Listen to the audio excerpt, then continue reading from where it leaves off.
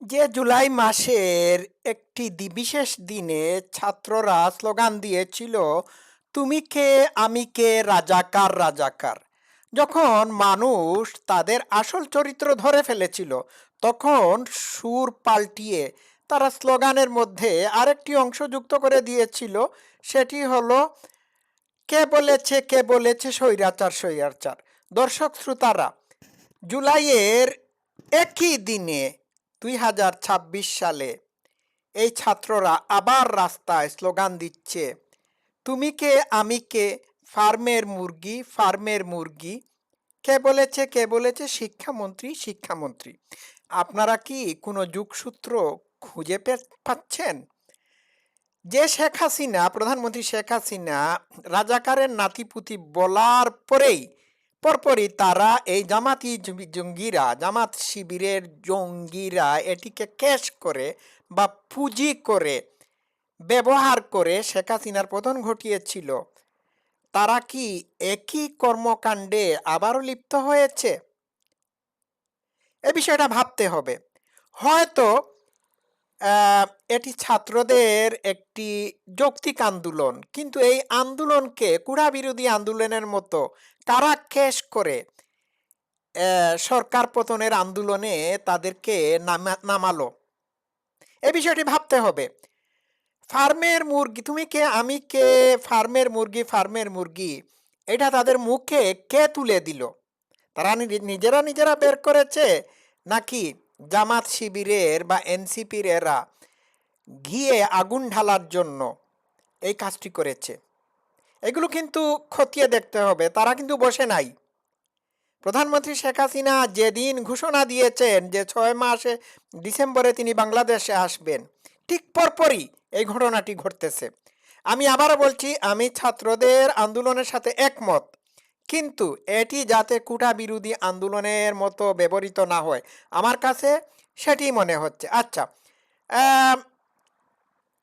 ওই শিক্ষামন্ত্রী kind of ক্ষমা চেয়েছেন, এরপরেও ছাত্ররা ঘরে ফিরতে চাচ্ছে না। কারণটা কি?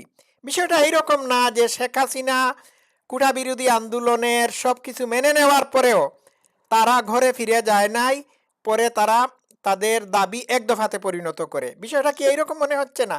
তাহলে ওই শিক্ষামন্ত্রীর স্লোগান শুনি, তারপর আমার আরেকটা এভিডেন্স আছে, সেটি আপনাদের সামনে তুলে ধরবো। Let's play. বলতে চাই, আমি কাউকে উদ্দেশ্য প্রণোদিতভাবে কিছু বলি নাই। যদি কেউ আহত হয়ে থাকে, সিম্পলি আমি দুঃখ প্রকাশ করছি। আচ্ছা, দর্শক শ্রোতারা শুনলেন, উনি দুঃখ প্রকাশ করেছেন এবং উনি আরো কিছু বিষয়াদি বলেছেন। আচ্ছা, যাকগে। তো এরপরেও ছাত্ররা ঘরে ফিরার নাম নাই কেন? তাহলে তাদেরকে রাস্তায় নামিয়েছে কারা? একটু তদন্ত করা যাক, দেখি। Let's play. একটু তদন্ত করা যাক, দেখি। হ্যাঁ, এই দেখুন খালাপাটা। হ্যাঁ, এই দেখুন সে কি বলে। Let's play. এই ফার্মের মুরগিরা রাস্তায় এসেছে বলে আজকে শিক্ষামন্ত্রী হয়েছেন। এই ফার্মের মুরগিরা রাস্তায় নেমে এসছে বলেই শিলং থেকে এসে সংবিধান বিশেষজ্ঞ হয়েছে। এই ফার্মের মুরগিরা রাস্তায় এসেছে বলেই আজকে লন্ডন থেকে এসে বাংলাদেশের প্রধানমন্ত্রিত্ব করছে। আমরা 24 পরবর্তী বাংলাদেশে এই ধরনের বাংলাদেশ আমরা চাই না। ব্যবসায়ীর হাহাকারের মধ্যে রয়েছে, ফুটপাতের হকাররা হাহাকারের মধ্যে রয়েছে, রিক্সাওয়ালা ভাইয়েরা হাহাকারের মধ্যে রয়েছে। এই খালাপাটা, হ্যাঁ, রিক্সাওয়ালারা হাহাকারের মধ্যে রয়েছে, ব্যবসায়ীরা হাহাকারের মধ্যে রয়েছে। এই হাহাকারের মধ্যে থাকাটা তো শুরু হয়েছে 24-এর 5ই আগস্ট থেকে। গণভবন লুটপাট করা শুরু থেকে সারা বাংলাদেশে লুটপাট হয়েছে। ইনুস তো তোর আব্বা ইনুস ক্ষমতায় থাকাকালীন অবস্থায় তো হাহাকার শুরু হয়েছে। তারেক জিয়া হচ্ছে এই হাহাকারের বর্ধিত অংশ। যে হাহাকার 17 মাসে তোর ইনুস এবং জামাতি জঙ্গিরা করে গিয়েছিল, যে ইনুসকে তোমরা ক্ষমতায় বসিয়েছিলে, সেই হাহাকার এখনো বিরাজমান। ঠিক আছে? তো দেখুন, কালাপাডারা ঘিয়ে আগুন ডালছে। তাহলে বোঝা যাচ্ছে কি? বোঝা যাচ্ছে যে এনসিপির এবং জামাত, এনসিপি জামাত এবং শিবিরের নেতাকর্মীরা বা শিবিরের লোকেরা, জঙ্গিরা এই ছাত্রদেরকে ব্যবহার করা শুরু করে দিয়েছে। সাধু সাবধান, বিপদ সন্নিকটে। ঠিক আছে, শেখ হাসিনা আসার ঘোষণা দেওয়ার সাথে সাথেই আমেরিকার গোয়েন্দাদের তৎপরতা বাংলাদেশে বেড়ে গিয়েছে, আইএসআই এর তৎপরতা বাংলাদেশে বেড়ে গিয়েছে। মার্কিন দূতাবাসে মার্কিনী গোয়েন্দাদের দৌড়াদৌড়ি শুরু হয়ে গিয়েছে। তাহলে কি আবারও ডিপ স্টেট আরেকটি ষড়যন্ত্রে মেতে বিএনপিকে ক্ষমতাচ্যুত করে কিংবা তারেক জিয়াকে -2 ফর্মুলা বাস্তবায়িত করে তাদের সুবিধা মতো জামাতকে ক্ষমতায় বসাতে চাচ্ছে? হু নোজ, আমরা জানি না। গভীর ষড়যন্ত্র চলতেছে। যখন খালাপাড়ারা এসে ছাত্রদের আন্দোলনের সাথে একাত্মতা ঘোষণা করে, তখনই বুঝতে হবে যে এই আন্দোলনকে তারা হাইজ্যাক করার চেষ্টা করতেছে, অথবা এই ছাত্রদেরকে তারাই উস্কানি দিয়ে রাস্তায় নামিয়েছে। খুব খেয়াল করবেন এইটা। আর একটু শুনি সে কি বলে, তারপর